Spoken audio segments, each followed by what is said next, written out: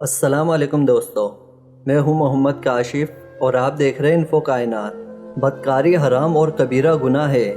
بدکاری نہایتی برا، کبھی اور جہنم میں لے جانے والا کام ہے۔ اس سے انسان معاشرے میں شرمندگی اٹھاتا ہے اور اس شخص کی لوگوں میں کوئی عزت نہیں ہوتی اور لوگ اس سے نہایتی برا سمجھتے ہیں، اور اللہ پاک کی بارگاہ میں بھی اس شخص کی کوئی عزت نہیں ہوتی۔ اللہ پاک نے کئی آیتیں مبارکہ میں بھی نازل فرمائی ہے۔ ترجمہ کنز العرفان۔ اور بدکاری کے پاس نہ جاؤ، بے شک وہ بے حیائی ہے اور بہت ہی برا راستہ ہے۔ کثیر احادیث مبارکہ میں بھی زنا کی بڑی سخت مذمت اور برائی بیان کی گئی ہے۔ یہاں چند پیش خدمت ہے۔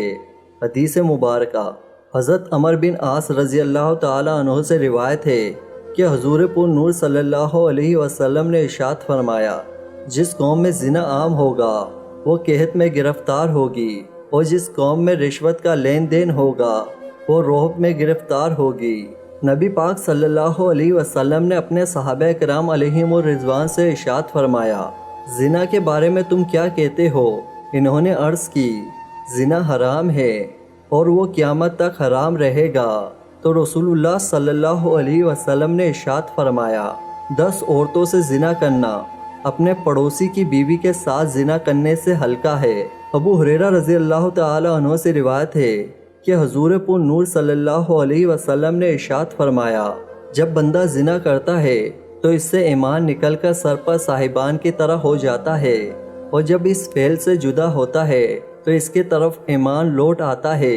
حضرت عثمان بن العاص رضی اللہ تعالی عنہ سے روایت ہے کہ نبی کریم صلی اللہ علیہ وسلم نے ارشاد فرمایا، رات کے وقت آسمانوں کے دروازے کھول دیے جاتے ہیں، پھر ایک اعلان کرنے والا اعلان کرتا ہے کہ ہے کوئی دعا کرنے والا کہ اس کی دعا قبول کی جائے، ہے کوئی مانگنے والا کہ اسے عطا کیا جائے، کوئی ہے مصیبت زدہ کہ اس کی مصیبت دور کی جائے۔ اس وقت پیسے لے کر زنا کرنے والا، والی عورت اور ظالمانہ ٹیکس لینے والے شخص کے علاوہ دعا کرنے والے مسلمان کی دعا قبول کر لی جائے گی۔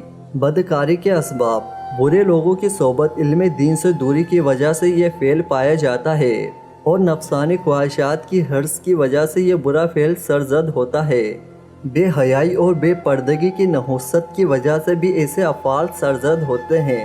بدکاری سے محفوظ رہنے کے لیے نیک لوگوں کی صحبت اختیار کی جائے، علم دین حاصل کیا جائے۔